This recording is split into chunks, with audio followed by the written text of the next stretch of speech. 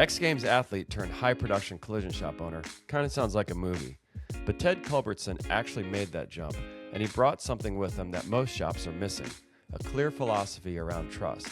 You know, one thing I learned when running my agency is that transparency is calming. When people always know where things stand, trust goes up and the drama goes down. Ted runs Top Gun Auto Body in Helena, Montana, with that same attitude. In this episode, we get into how that transparency turns into real outcomes, stronger accountability, a healthier culture, and the ability to grow and attract a younger workforce instead of waiting around for experienced techs to appear. So if you want to build a shop that people trust, employees want to work for, and customers will choose time and again, you're going to want to hear this one. Welcome to Operational Intelligence, and I'm Tom Zoebelein. I spent 15 years running a marketing agency in the collision industry. I sold it, and now I build AI tools at the Hero Group to help shops run better. My favorite part of my agency was never discussing marketing.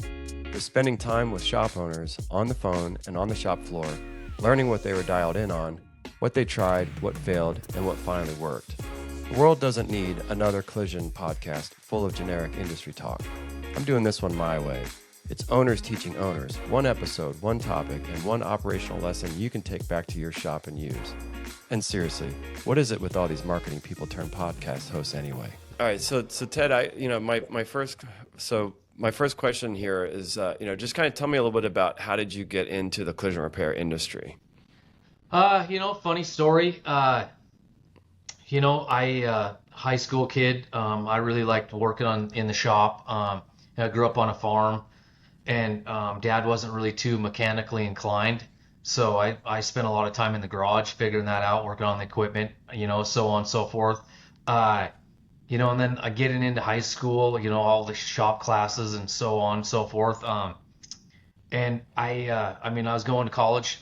I had a full ride, and then I started for a restoration shop when I was 17 years old, and I just really enjoyed working with my hands. I like being creative. So restoration, and I just really enjoyed what I was doing. So, I found value in it. I liked working on my own things, had some of my own projects. And, oddly, the scariest moment of my life is going to tell my whole fam that I'm passing on college to work a minimum wage job. But, I was taught as a young age, if you're going to do it well. So I just really enjoyed what I was doing, and that's kind of what got me into the trade. And then I did restoration for a couple years, and then left that, and then went to a couple shops in town for auto collision, and then just started learning from there. Do you still do auto restoration at your shop, or you just do pure collision now? Yeah, I still do. Absolutely. I still got one gentleman. I had two guys that were doing restorations. I really enjoy it. I like building those cars. I like, and then being able to work with those customers, building a hot rod or whatever have you. And, they're going to be in their garage for a long time. The hard part is just finding, I got a lot of good technicians, but not really many car people, so that's getting harder and harder to find people that actually truly understand the Mustang, can talk about it, or something like that, Yeah. You need that connection with those customers. So it's getting a little more challenging. My long term, I would love to, step back at some point and then just get back to the creative piece, building on cars or, that piece for sure. Yeah, I can tell you, so I do build hot rods in my spare time, and it's getting harder and harder to find people to even work on some of the stuff. People that can align old cars that machine shops around me, they're all drying up. There's hardly anybody that does machine work anymore. So you almost have to buy crate motors and stuff like that. So it's getting harder and harder to find people that are still messing with it. Or you'll find somebody that used to do it, and then you ask them, hey, I just need to get this one thing done, and they're like, yeah, I don't mess with that anymore. They're just kind of over it. Yeah, and it's hard, here at the shop, my guys, we're at 95 an hour. But my team's 150% efficient, so they're really knocking down 150 an hour. Well, restoration, you're billing out an hour for an hour.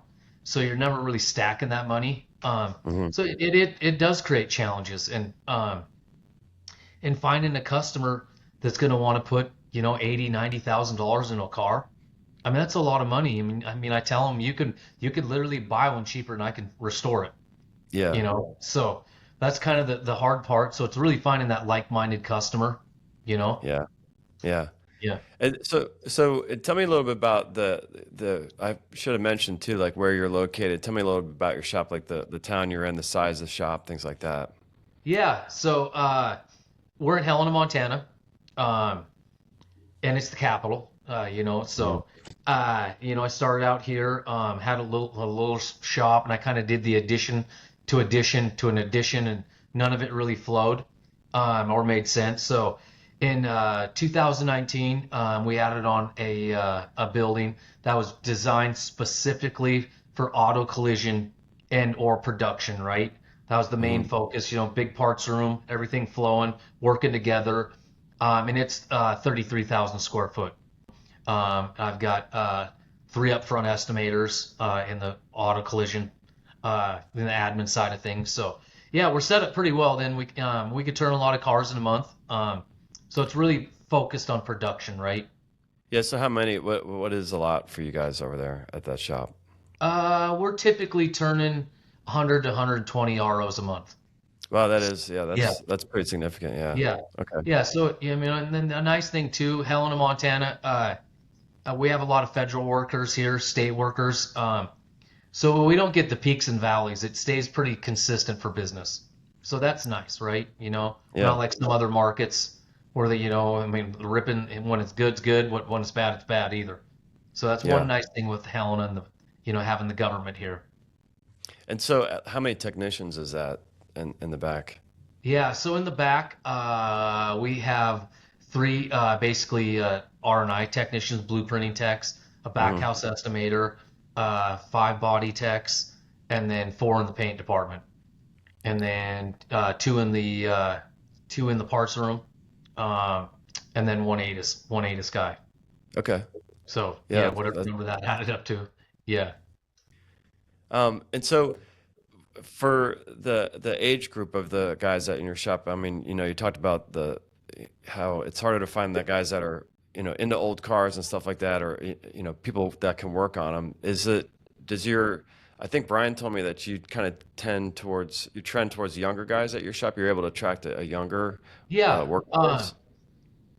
So I've been pretty successful with the youth. I mean, I think the youth get a hard rap. It's really just understanding them, right? I think that the reality they come in with a lot of enthusiasm and a lot of they want to trade, they want to learn some things, right? The reality, these kids don't grow up in a garage. Dad doesn't Hmm. change his oil anymore. So when they Hmm. come in, it's day one. They don't know how to plug a air hose together with a blowgun. They have no clue. Hmm. So it's really teaching them the trade, and getting them in. And I've been pretty successful with the blueprinting, right?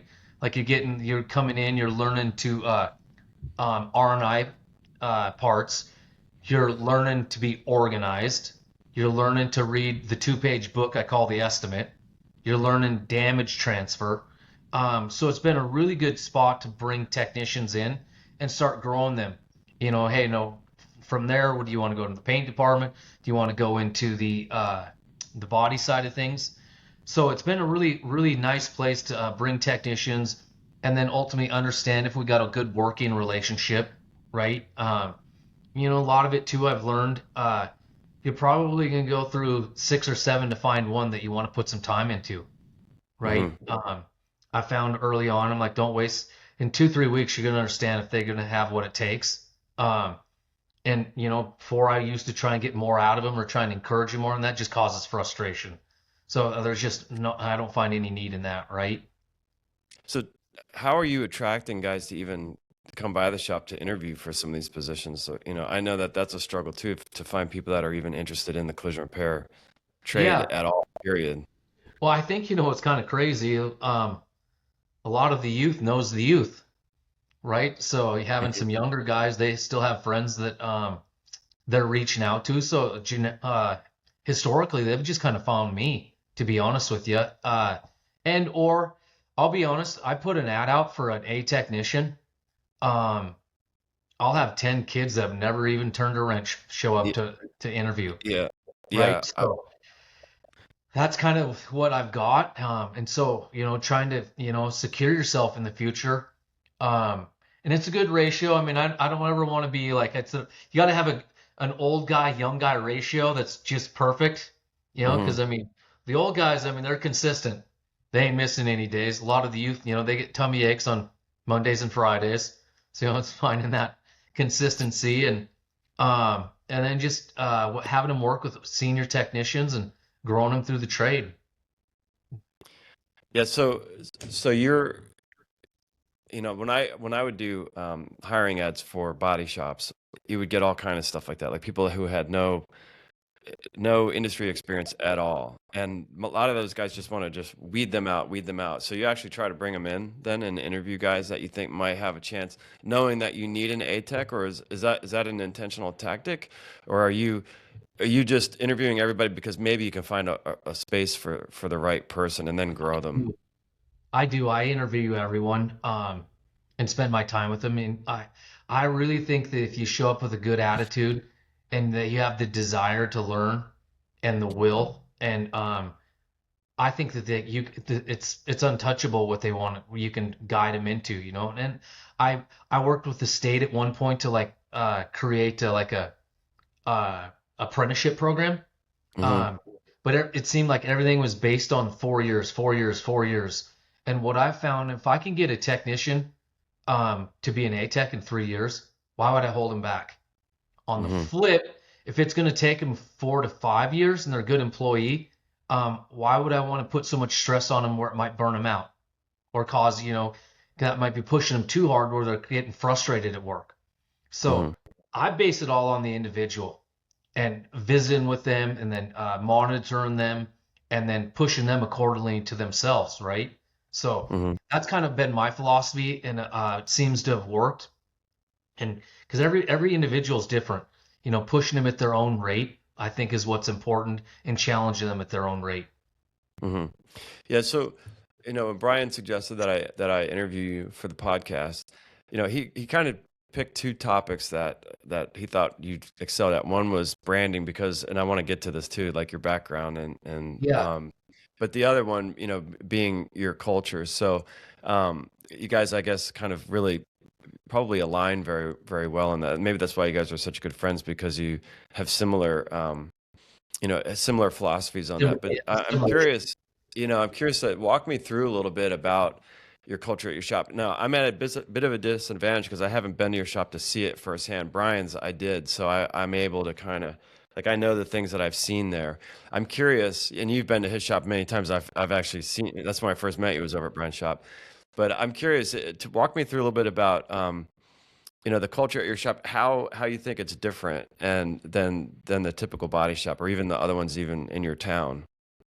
I think that what I lead with a lot of humor. I like to have fun, right? Hmm. So if we can be playing together, having fun together, and actually tracking the numbers and producing, um, I think that people will just work. They produce so much more in a happier environment, right?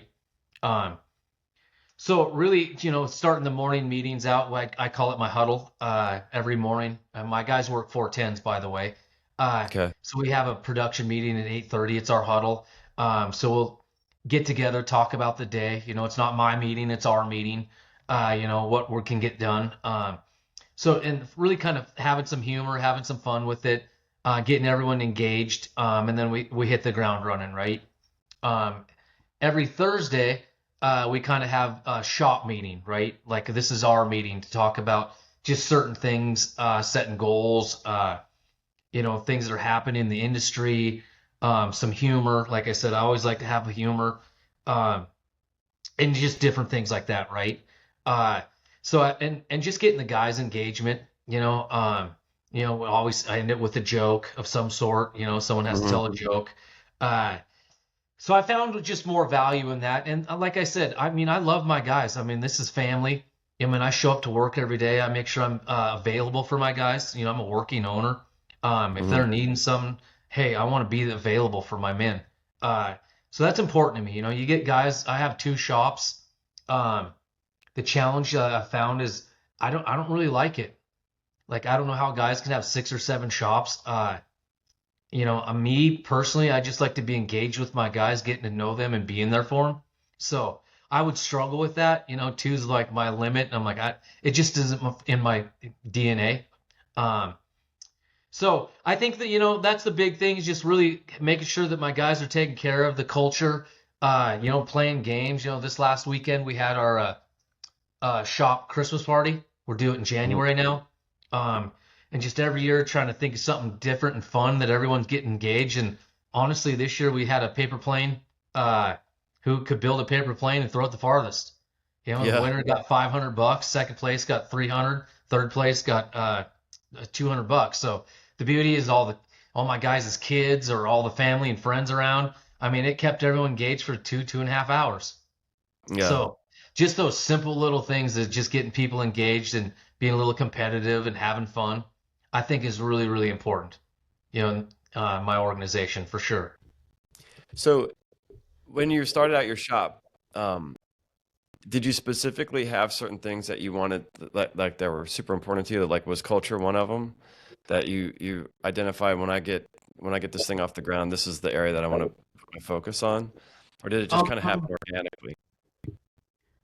yeah, I think that I've always really wanted to focus with long-term employees, Hmm. right? I'm like, that was definitely something I'm like, I didn't want it to be a meat grinder. I wanted to make sure that I could get guys in, take care of them, and have long-term employees. So, Brian probably mentioned I met him at Discover Leadership, right?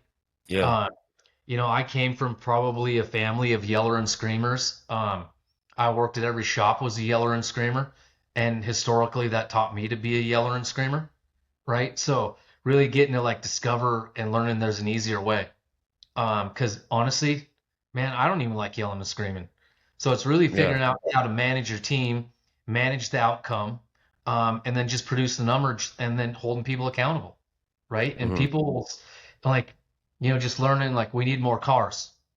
Well, what's that mean to someone? Was that five? Is it 20? Is it 30? Is it one? So really just setting the expectation so we all have a goal. So I think that was really important for me, definitely discover leadership, learning to be able to manage. If you can't measure it, you can't manage it, Hmm. right? So I think that was a really important piece that I needed to learn to where I could secure and take care of that culture, and so that we're all on the same page. You kind of mentioned the Yeller Screamer. Was that what life at your shop was like before you went to Discover? Or was Discover like the great unlock for you on Uh, culture? it really did, and I think that back in those days, you're always a guy and a half down, right? Like you're just running hard to keep up and trying to grow. So anytime something happened, you just turn to anger and have a meltdown. And what a huge waste of time. Let's just Hmm. learning. Hey, I got news. Is it good news, bad news? No, it's just news. Let's figure out what we got and let's deal with it, right? Um, and then obviously, if you're having an employee doing something that's repetitive, now you got to address that as well, right? So I think that was really important for me to learn. It's just news. Let's get let's how did we get here and how can we create a system to not get here again, right? So really putting that positive energy into an area to where we're not just having meltdowns. It's really focusing on changing the outcome so we're not there again. Does that make sense? Hmm. Like missing parts on day of delivery. What can we do? Right? Hmm. Because we can obviously just have this little meltdown and these freakouts when cars are coming from here to eternity, but let's fix the problem, right? Let's create a better way. So I think that was really important for me to learn. And it was good for my guys because, we can manage the outcome together. Everyone knows what's expected. You know? Yeah. So like being transparent with the numbers and things like that, did that also come after that, or were you always sharing the numbers with the guys? I was always pretty good about sharing numbers. I think that I look at it this way. Can you win a race if you don't know what the goal, if you don't know where the finish line is, Hmm. right? So really Yeah. just letting them know where the finish line is. This is where we need to be and being transparent with them, and then growing together, right? Like, I think that they need to trust me and I need to trust them. You know, um, I really believe that every employee that I've ever hired, I hand them the key to the freaking shop like, day one. Like Hmm. I'm a very trustworthy person. I mean, if you break the trust, that's different, but that's how I Hmm. approach it, right? And I think it's important. At one point, uh, my guys, I tried something. I had my employees do all the hiring. I would like pre-qualify an employee or future employee, and then I would send them in the back for my employees to do the hiring. Um, and I think that that gave them a perspective like, man, I don't know what to ask. Yeah. I don't, I'm like, well, no one shows up on an interview and says, I don't work well with others. I love to play on my phone and I show up late all the time. Right. Yeah. So you're just putting the faith into them and then you just got to give them a shot. Right. And sometimes you win, sometimes you fail. But that's just the reality of business in general. Um, you don't let it ruin your attitude and you just, grow from there. So It, that's kind of some things I've done different in the past with my guys. it's funny you mentioned the questions to ask. I had a marketing agency for 15 years and for body shops. And you have to hire people. You have to hire Yeah. designers and web people, and you have changeover just like any other business. And I hate hiring. I am terrible at it. Like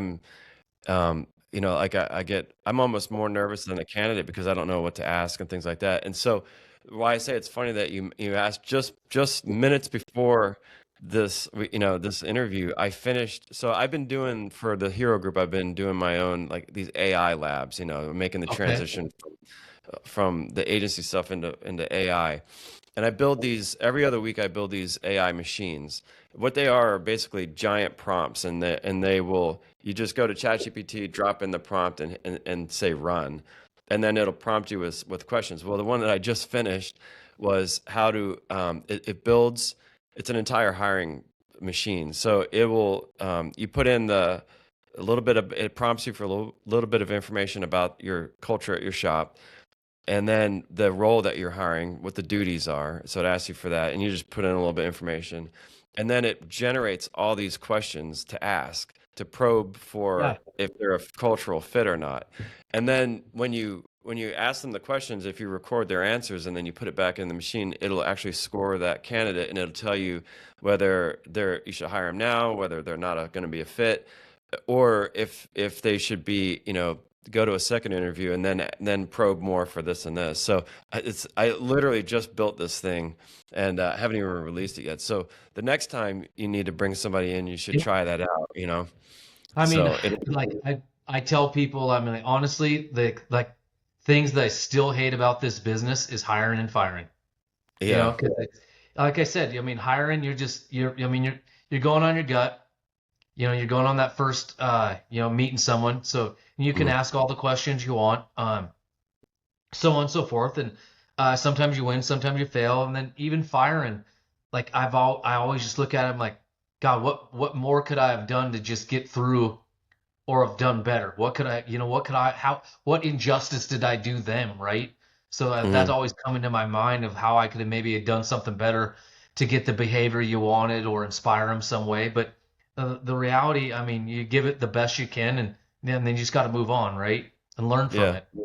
I So mean, so this machine that I'm building, this AI tool, there's a part two to it, and I've already filmed it, but I haven't cut it or anything. But it's what happens after you've hired somebody, and it's that first 90 days. So it yeah. gives you, and it's job specific and role specific, but it gives you the owner, or if you're a manager or whatever, a framework to what that candidate where they should be after the first 30, 60, and 90 days, and then things that you can, like kind of a framework for you to train them on, because that's the other really hard part. Is hiring is one thing. You can bring somebody in and interview them and then kind of make a decision pretty quickly, but onboarding them, that person is starting fresh. They don't know who to ask, what to ask. They don't know what happens if I do this wrong. They don't know anything, let alone, where the employee parking is and what time is lunch, and like all that kind of stuff. Oh yeah. So it's a lot, So many facets, like hiring someone, like even in the body shop, who do you talk to, who do you go to, right? Like learning, Yeah. well, this is your, you talk to this guy if you have questions, then you go to this guy. I mean, there's just so many things as a business owner. You're trying to bridge so many gaps and like not forget about things. So Yeah, if you can use any bit of AI to help, remind you or speed some things up, I mean, I think there's no doubt it's such a great useful tool, right? Yeah. Yeah, and these are free for all shop owners. There's no, catch to it. It's just I just build them. It's a lot of fun for me to do it, and so Yeah, I've been releasing. I haven't been promoting them very well, and that's something I've promised myself in 2026 I'm yeah, going to get better at. But marketing you them. know, Yeah, yeah, here I am ran this marketing agency, and I was always the worst marketer of our own stuff because it was just kind of like the cobbler's shoes, right? Like the cobbler's kids always had yeah, no worse shoes because they're too busy doing the work, right? So yeah, um, yeah, there's a old parable about that, but yeah, I just I myself am not a natural social media sharer, and so I have to really develop that muscle this year because I've been building all this stuff and I'm not getting any of it out there. I mean, I'm putting I it out know. there, but I'm not Yeah, putting it on social. yeah. Uh, and that's I like, doing the whole freestyle thing. Had to Yeah. do a lot of promoting then, right? So, rolling into business, having Facebook, Instagram. Which we're rural here in Montana, so the Facebook platform is still really strong in the valley, Hmm. thankfully. So you don't have to do so much, but I I'm not geared for it. I mean, I know that I need to do it, so I try and be relevant. If I didn't have a shop, I probably wouldn't mess with it anymore. So you know Hmm. what I mean? I mean, I was kind of Yeah. born before the Matrix per se. Yeah. So Same. yeah, Same. yeah. My, So, but it's a useful tool. Same, right? Like, yeah, getting the word out there. yeah. My thinking is I always feel like I'm not all that interesting. So if I put this stuff out there, people are going to be, not all that interested in it. But I've got to change that. Yeah. But you mentioned something that I wanted to get back to, and your background on your competitive, what did you call it? Competitive sports. I mean, how would you tell us a little bit about that? Your background Yeah. and all that kind So, of stuff. I grew up Montana, had a good career motocross racing. Had a lot of fun. Um, traveled around a lot, the western part of the United States, hitting some motocross races, had a lot of fun. Uh, but it was a grind. I mean, there's no doubt, like you're working 40 hours a week to feed that racing habit, and you're gone Friday, Saturday, Sunday, back to the body shop. So I did that for a handful of years, probably till I was, maybe 25. I kind of checked out of the competitive racing. And then I was working at the body shop, and then I like started just like hitting some free ride spots, around the United States that I really wanted to go to. So I had a lot of fun hitting a lot of different free ride spots. And then, that 2002, 2003, seeing a lot of freestyle motocross, like off Hmm. ramps, and that started taking place. Um, and then in 2005, I shoveled up a landing in my backyard, built a ramp, and then just started having fun with it. You have nothing more than just enjoying what I was doing. It's just having fun. Well, uh, oddly enough, the industry is pretty small, and you start getting some connections. And then I got invited to go do some shows, and then you're doing a show, you're getting paid to show up. Hmm. Uh, so I started doing some of that, and then probably 2006, seven, SCS, which is the Montana company, they're promoting a lot of freestyle snowmobile, right? We're in Montana. Canada's our next door neighbor. Hmm. So I got a snowmobile, started, doing some freestyle snowmobiles off ramps. Um, I learned the backflip. You had a foam pit in my backyard. Then I got invited to freestyle snowmobiling X Games. So I did some competing there, 4 years of that. And all along I was still doing shows, right? So, I had, at that point I had left the body shop. I had a shop at my house. So I'd leave on the weekend, go do a freestyle show, and then come back, and then I'd book a auto collision job during the week because I needed to stay busy. So I was still I was kind of doing a little bit of both, learning to uh, self promote. I was learning to be self-employed. I was coming back, buying stuff for the body shop. I knew that was going to be my end game, right? At some Hmm. point. Um, and I had a great career, early on. I mean, backflip a snowmobile, your day rate in the beginning was 10 grand. So, I mean, you do that 4 times a month, you're making some real money. Um, Yeah. and, I didn't really ever compete with the freestyle moto. Those guys were just so gnarly at that point. Um, Mhm. that I just did demos. I got to travel. There ain't a bit of Canada I haven't been through.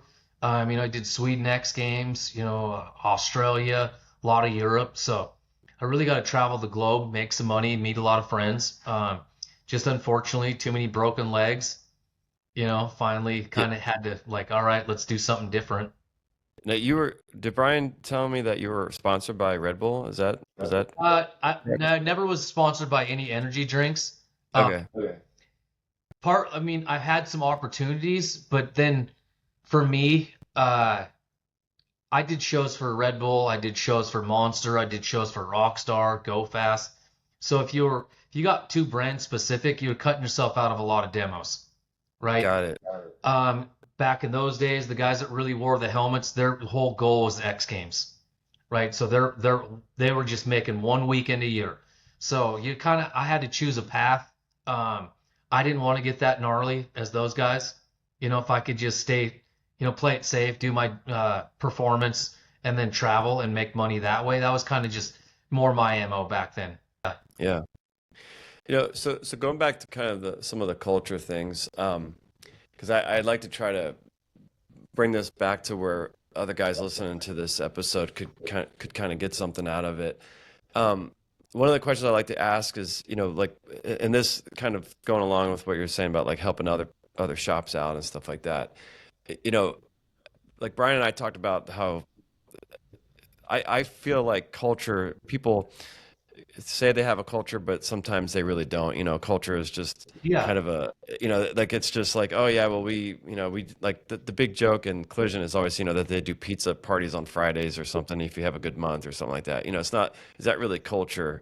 To me, like culture it's something that kind of lives even if you're not there inside the shop. If you really built a good culture, it kind of like even in my marketing agency, we had a culture there, and I'm finding now that I've sold it, um, so, like it's funny to hear why people bought from me. They wouldn't tell me when they were actual customers, but now that I'm gone, they're like, it was just always so great because blank, and it's Yeah. the same kind of thing. So, as far as like culture, like the question I always ask is if you were to teach like a master class on how to build culture in a body shop, and since you kind of started, grassroots, what are some of the things that would be in that on that Uh, class that you would teach? so I think that what the first thing that comes to my mind, because it's the first thing that comes, I think is important, is family. Like that Hmm. is, you could say culture, you can do all that, just like we're talking. We're family. Like and Hmm. when like if someone needs some help outside of the shop, I'm damn sure going to be there for them, and the rest of the crew is right.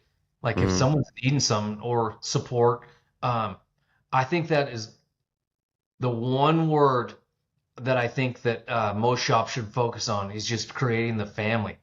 Um, because once you got that created, uh, the rest comes with it, right? Um,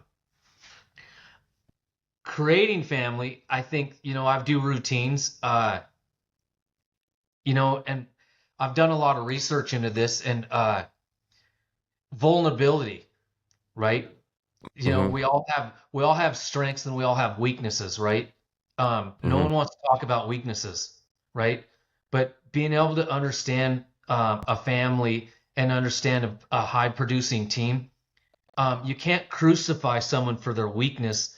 The rest have got to help out on that pot. You capitalize on their strengths, right? Hmm. I think that's something that I really try and, hey, like, so and so may not be as good at straightening a frame, Hmm. right? So let's be there for them. But he's really good at speed lane jobs, right? So Hmm. scheduling for them for their day to day, so it's not causing frustration. They're all part of the team. It's like my team. Like if we're gonna have a race to the top of the mountain, right? We're all different skill sets. You're not gonna put the weakest link in the back, Hmm. right? You're gonna put them in the middle. So someone's push setting the pace. but then we're not letting them fall behind either, right? Hmm. So I think it's really learning the family, learning your strengths and weaknesses, and then being okay with that, not crucifying on that. I think it's really bringing the better out of them on their strengths, right? So I think it's really important. When you talk like public speaking, Hmm. the number one fear, right? Burning alive's number two. Like only one of them is going to kill you, but Hmm. you dive into that. I'm like, why are people so afraid to speak? It's because human beings are so judgmental and ready to crucify people. They don't want to get out of their comfort zone, Hmm. right? And I mean, I do exercises like, um, what is, I had my nephew, he came to me and he said, I want to be rich. I'm like, okay, what's rich? I don't know, I Hmm. just want to be rich. Okay, well, what's rich? Yeah, I mean, is that a mill? Is that 10 million? Is that a billion? Is it 100 grand? Like, you're going to Yeah. chase rich your whole life, right? So I really got thinking, I'm like, so I did an exercise with my guys, like, what is rich? Not one person in that entire 20 people mentioned money, Hmm. right? Not one, no one mentioned money, so there's so many things to be rich in this world, and it's not necessarily money, right? It came down to me, and I mean, I definitely had a number. I think money is an important thing, right? And to Hmm. be able to retire and have a goals and be financially free. So I mean, I kind of visited with them that, my rich is just getting people and pushing them out of their comfort zone, Hmm. right? I mean, uh, just constantly growing, pushing the envelope. I mean, I was backflipping a snowmobile after 30, freestyle.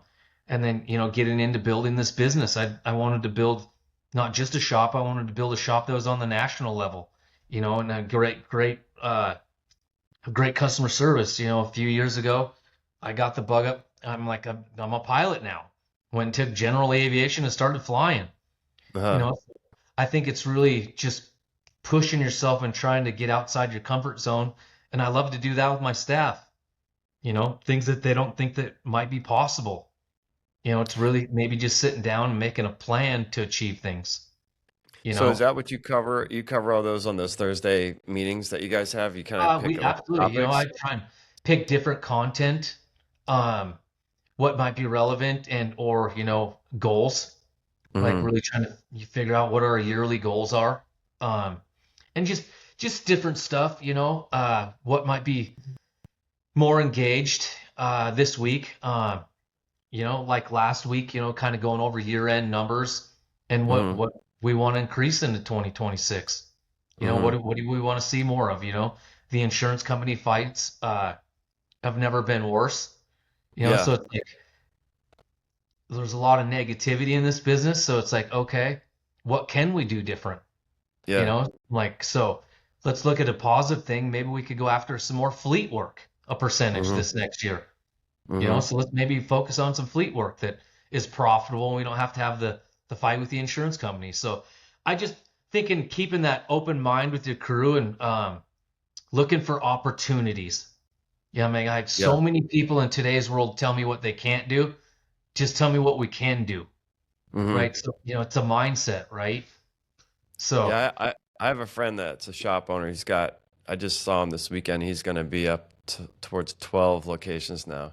And he will not allow you to use the word can't. You cannot say that in front of him. Like yeah, literally, he won't accept that. So, it's always, you have to figure out a way to rephrase something and using the word can in it, yeah, like, um, but yeah, so I wanted to go back to one thing too that you mentioned. So you talked about how you have these meetings, and then you talked about identifying the strengths and weaknesses in each other. Do you actually call that out? Do you guys kind of discuss that as a team, or is that just something that you personally know, and then you kind of craft like quietly a thing around them, or do you guys kind of discuss it? Hey, Joe's really good at this. Sam's really good at this. Let's you do this and you do this, like kind of quarterbacking, like how the yeah, thing gets done. yeah. So, I don't know if you've ever read the book Five Languages of Love in the Workplace. I have not. Mm. So It's a book, Five Languages of Love, and it's really figuring out what your guys, what do they need? How do they, feel love? Like some of them, the attaboys, right? That's, Mm-hmm. so, or, it could be recognition, Mm-hmm. things, um, words of affirmation, right? So it's really figuring out, and I really try and figure out my staff what they need, right? Mm-hmm. What makes them tick, and then my management, I try, I'm like, hey, I start asking them those questions so they start thinking about that, right? Because I Mm-hmm. think that's very important that you approach people on what they need, right? Mm-hmm. It's not necessarily what you need, it's what they need. So, really, with the management staff, I coach that and try and understand that and visit with them and have those conversations. And then I've had meetings, what's your proudest moment? And then what's your most upsetting moment in life? Mm-hmm. Just life. Mm-hmm. Um, And I think that shows a lot of courage of what really got them out of their comfort zone, and then of something that, may have been upsetting in their life. And Mm-hmm. that shows the vulnerability, right? So you're Mm-hmm. really starting to figure out okay, I mean, we're all human. We all have a human side. I may Mm-hmm. own a shop, but I still have my ups and downs. I'm still, a human being that have, my weak moments. I've had some aha moments, but I think that that's what brings the team together, Mm-hmm. is showing vulnerability, Mm-hmm. um, and that we're all human. And, I think that really truly just is the secret sauce, right? Um, Yeah. So kind of like leading by example, and being yeah, and being shown that you are human. Um, human side. Yeah, totally. yeah, yeah. So are there any things that you've tried as far as culture that haven't worked? Sort of like shortcuts to the next guy that's trying to work on his own culture at his shop. Like, I tried this and it just didn't work out, or that was the wrong approach. Yeah, I mean, I think that in business, I'm trying to remember a few. Um, Trying some things, if it doesn't work out, why beat a dead horse, right? Yeah. Um, right? And the industry evolves and people evolve and your team evolves, right? So, trying some things that probably just didn't stick and wasn't a good idea. So I'm a firm believer. I'm like, switch it up, and Hmm. I think that, reading some of the things that Amazon, they're really good about moving the goalpost, moving it, making things different and different challenging in the workforce, right? Um, Hmm. I did this year, like my team, we do an hours a goal with a incentive plan, right? Hmm. So as long as we hit this hours as a team, and then we get a piece of that. If we get Hmm. to this many hours, we all get a piece of that. And then it's Hmm. based on skill set, three different tiers, right? So uh, an A tech is going to get more money than a C tech, right? Hmm. Um, and I've chosen to go this route, and everyone in my facility gets a piece. The detail kid to the parts people to the estimators, because everyone is part of a good month, right? So Hmm. I'm not just incentivizing the producers, I'm incentivizing the team, right? So I like that piece of the culture because we're all in it together. It Yeah. doesn't create prima donnas. Yeah. I'm not helping you with that. Like I can send a body guy in the paint team for the day if that's where they need him, and I don't hear that's not my job. Hmm. So we're just got our goals. So creating that has been another huge piece to the culture that we're all in it together, Hmm. right? And I know Brian, like they're a commission shop, and they've got the right staff. I think that it can be done, and he does a very good job at it. I've chosen this route with the team, and it seems to be working for what we got, right? Hmm. And then you'll get the odd guy that's kind of odd all about himself, and by default, they just probably don't stick around, Yeah. right? 'Cause we just don't promote that around here. Yeah. It comes back to the family. We're all a family here. We all have a job to do. We're all a cog in a wheel. If the detailer doesn't show up, we ain't selling cars. So, Yeah. he's just as important as the A tech. It's just the pay's different, you know? Right. Yeah. Yeah. So now that you kind of feel like you have culture sort of ironed out at your shop, what does that give you as an owner? Uh, like it definitely gives me a peace of mind. Um, I like so as an owner, you're constantly growing, you're constantly tweaking, you're constantly, I mean, I definitely grew this place in a hurry. I've got two tow companies as well. Okay. And then, like I said, the ADIS company in the second location. Now it's been like just sit back this last couple years and just watching the team work, and then supporting them, Mm-hmm. right? And coming up, now just like the marketing and seeing what we can do different, so my piece, coming in with new ideas or coming in what we can do for future sales, right? Um, Mm-hmm. but it's definitely gave me a piece, and guys, I mean, we're still human beings, so there's still some pissing and moaning here. You'll get, I mean, if they're arguing about whose parking spots what, I mean, to me, that's a win. That's what we got to piss and moan about today, guys. Come on, you know. Yeah. So, uh, it's been a trip. It's been a hell of a ride. Like being able to sit back and see where we're at and seeing, the shop as far as in the Helena Valley, as far as in the state and the nation, being on some 20 groups, challenging Mm-hmm. myself with like-minded shops, and when we all have the same fights. Uh, so it's nice to visit with them and feel rest assured we're all doing the same thing, Mm-hmm. some level. Yeah. Yeah. So, I have a couple questions that are just they're kind of not exactly Yeah. related, but the questions I'm asking a lot of people about now. So, like I said, I've I've worked with body shops for over 20 years, but I had my agency for 15. And the one thing before that, I was in the trade show business, and it didn't really change a lot. But the collision business is always changing. I mean, it's one of the fastest changing industries I Yeah. think I've ever experienced. And it seems to me like that COVID was like probably one of the biggest transformations, I think. Like it just seems like there was collision repair industry before COVID, and then there's collision industry 100%. post COVID. Even though it's been what 7 years now since we first started Yeah. dealing with it. I'm curious, what is what are some of the biggest transformations that you've seen, kind of like post COVID in the So collision I'll business? kind of get in, like I think pre-COVID, year-to-date reports, you could rely on those, right? Hmm. Like year-to-date. What did we do a year ago? And that was pretty solid, right? It was pretty, Hmm. post-COVID, right? Now, so you got the entire industry change from adjusters in the field Hmm. to like let's move them out of the field, right? Hmm. Being an independent shop, now we're faced with trying to get claims approved faster, right? Hmm. So that's a challenge. So we're doing all the admin, trying to get all that, so ramping that up.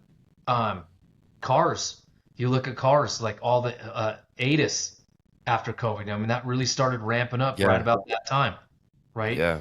So the cars completely changed. I think that after that, technicians. I mean, it was so I hate to say it, but I felt like the employees, the inmates were running the prisons. It was really hard to keep people engaged. It was a challenging time. MSOs showed up into Montana, and they're throwing out big sign-on bonuses, and that ruined a lot of structure for shops with employees. You know, uh, Whether you liked it or not, that's what we have to deal with today. So you dang sure better figure it out, right? So I think in business, and like I can tell you in Montana, we haven't had much snow in the last couple of years. So even like the seasons have changed, right? Yeah. So you went from such backlog of work, struggling, and then all the insurance companies changing to cars changing, um, and like the season's a little bit different. And now this last year, I mean, insurance companies have just become unhinged. I felt like they're fighting more than I've ever seen it, right? Hmm. So, being an independent shop, having those conversations, starting to bill pay customers.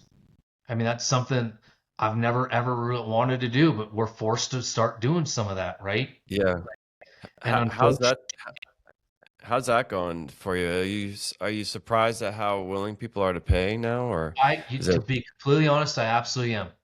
Yeah. I think that if you're transparent and upfront with customers right from the beginning and explain to them, and you sell to your shop, um, they'll pay the difference, Yeah. right? So shameless plug here that, I have this Reclaimr tool. I don't know if you've seen anything or heard Brian talking about it, but we're rolling out this thing. It's going to come out February 6th.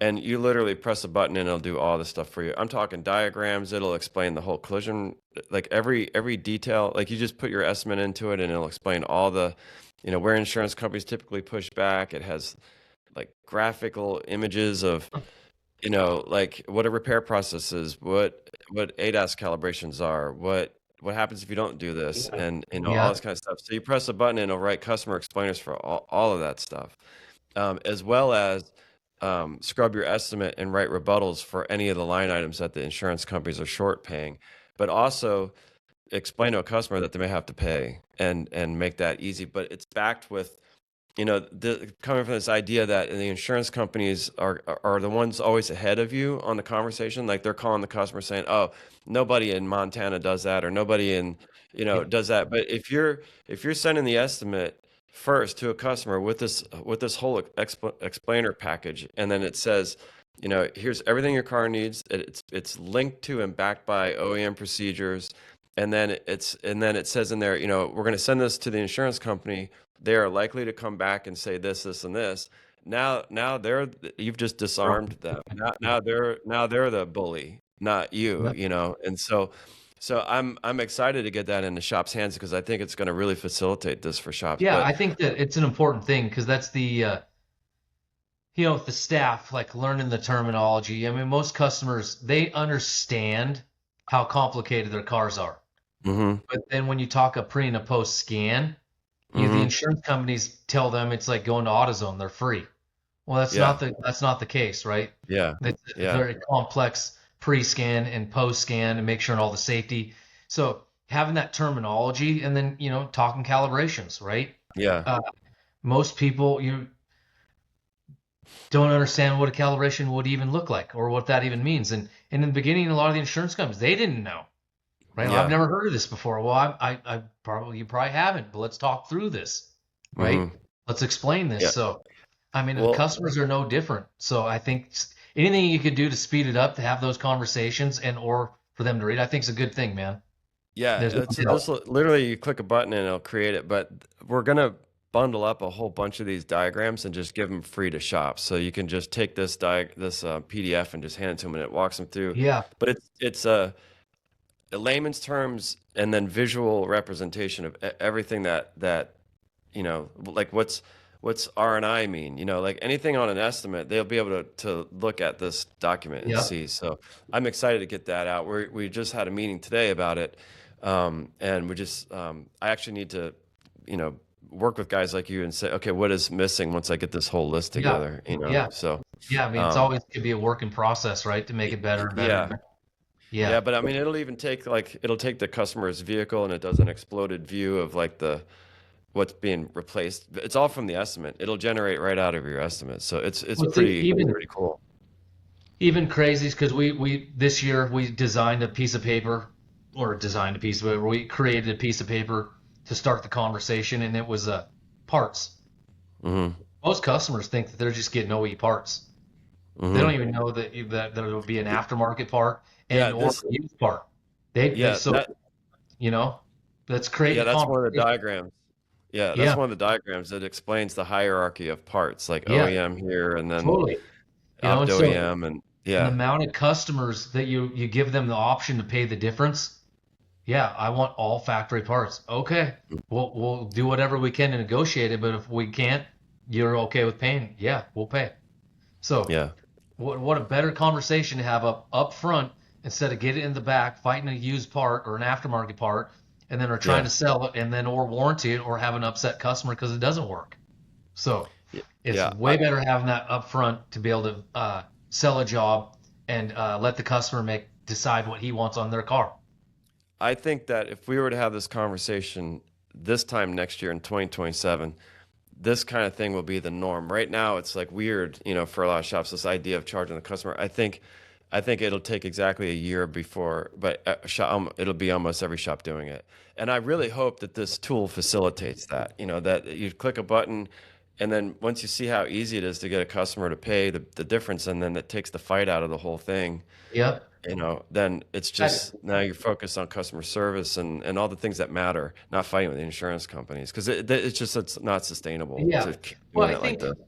so. Like I spent a couple other people 2 years going after State Farm for their behavior in Montana. 2 years ago, they got a $4 million fine from our DOI, right? For underpaying claims and their behaviors. We had the main guy from State Farm flew in 3 people. We came to terms. Last 2 years were great. And then the auditor's office gets a new guy in there. And then the whole DOI goes to hell again. And Hmm. I'm like unwinding this last year, like I was just kind of self-destructing, and I had to come to terms with, um, how foolish it was me to think I would expect insurance companies to play by the rules, Yeah. right? Like that's a pretty poor expectation I should have done. I mean, Yeah. so looking at it, I'm like, they're not going to ever want to play by the rules, so I need to just fix cars and represent my customer in the safest way possible. That's where my loyalty is, right? Right. Yeah. So it's just switching gears. I'm like, State Farm doesn't want to pay scans. We have to do it. It must be done. Explaining that to a customer, and I've lost customers. I'm not paying anymore. I understand. I completely understand. But Hmm. I they need to be done, and I need to have to bill you for them, right? So, uh, and then just selling your shop, selling the certs, Hmm. certifications, and my guys are, they're very advanced in all their training, and I mean on our Google reviews, Yeah. people look at their Google reviews, sell your Google reviews. I mean, Yeah. so that's very important. Yeah. Yeah. So that kind of wraps up some of my questions here. I have just one last question. Like, I'm getting this thing off the ground, this podcast off the ground. So I'm curious if you have any recommendations of people who I should ask next. So like Brian recommended that I reach out to you. Anybody that you recommend I should reach out to maybe get on the podcast, and what you think they do that's kind of special and unique to discuss with them. Uh, yeah, no, I think that uh, Ashley Kovic with Capital Collision, Okay. she's so her dad, Bruce Halcrow, started Capital Collision, and I worked with him for a number of years. I had a great working relationship with Bruce. Ashley took the business over, her and her brother. They're in town, in your town? They're in Helena. Yeah. Okay. I think that I guess where I'm going, Ashley's been very forward thinking. Um, Legislation, me and her have worked a lot on legislation Hmm. going into this year. Just very forward thinking. And I think she runs a hell of a business. And, it's nice to see a female stepping up to the plate, Hmm. running a shop, because this not easy. I mean, Yeah. body shops are not easy. I mean, there's so many facets to getting taken advantage of, right? Hmm. As far as employees, insurance companies, vendors, paint manufacturers. So I think that Ashley does a really, really good job running a great facility over there. Uh, Okay. Another one of my buddies, Luke and Amy Salter, they're out of Wisconsin. Okay. Uh, that they've got a great culture in their shops. They've taken over their dad's shops. Hmm. Um, I think 2 years ago. Um, you know, Luke, uh, discover leadership. I went to dinner with Luke and I went to dinner with Brian. Never met him before. We're all three body shop guys, right? So, and we kind of, just gotten to be close friends because we're all kind of like-minded and we're run the Yeah. shop. So, Luke and Amy, I can get you their contact information too. Sure. Yeah, they Yeah. run a really, really great shop in Wisconsin. A lot of OEs. They got me early on into a Mike Anderson 20 group. So I've been Okay. working with them a long time, and then Mike branched out into a Spartan group, his own group, so it wasn't necessarily derived from the paint manufacturer. So, Hmm. and then Brian got in on that. So, Yeah. it's nice. Each quarter, being able to get together with your peers in the industry, Yeah. look at things that are changing, try and be ahead of the curve, and then getting re-excited about auto collision, get Yeah. rejuvenated. So those would be a couple that I would definitely, I think, really ahead of the industry, and good operators. I think they're really good operators, I respect them for sure. Great. Well, I'll be reaching out to them. So thank you. Yeah, Appreciate that. yeah, yeah. I mean, how many podcasts are you in now, man? You're number 4. Number four, Yeah. yeah, yeah, Yeah. So still kind of getting my feet wet on this thing. And again, I haven't been promoting it. So I'm hoping that when I start promoting this, I'll get more people that want to, hop on here and talk yeah, about things. Like what I'm trying to do that's different there's several, obviously for collision repair. I think they're very broad and they cover like I only want to talk to shop owners and I really want to kind of stick to like one thing. It could be anything. It could be how they do bookkeeping or how they do yeah, um, the parts, department or how they sweep the floors. I don't care, but just something that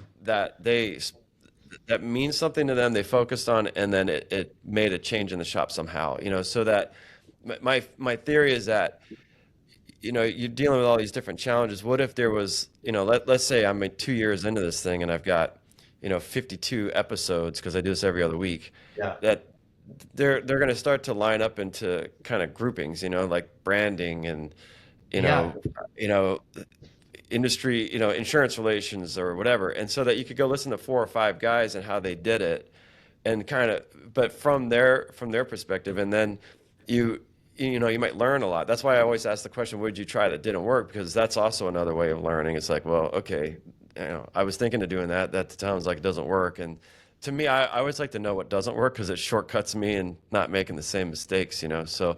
Um, and then, like if you're going to teach the master class, those to me are the two most important questions because then yeah, you kind of lay it out for the next guy. Like here's the things to be kind of thinking of yeah, that have made it successful. yeah. And I So definitely even like Brian, in the beginning, I leaned on him a lot because I was like, 'cause that was the shop. That was my goal with the shop was like how he was running his shop, the yeah, culture, um, and I think I was on my way, but I just needed some little tuning, and then like CCC and learning some different reports to run. What do I need to pay attention to? So it yeah, really helped me uh, light years ahead. Like I didn't have to freaking get all the bumps and bruises. I mean, the best right, ideas are already ripped off. Just tell me what I need to do, and Y- then y- making it your own, right? Yeah. yeah. So that was Like really, really great. like yeah, you got the guys like Mike Anderson and Dave Lohr and Kristen Felder, and Yeah. they have very specific things they're teaching. But I think that shop owners can learn a lot from other shop owners. So that's 100%. that's my goal. All right, well, Ted, thank you. I appreciate I your time appreciate your today. time, man. Yeah, I Yeah. love it. Yeah.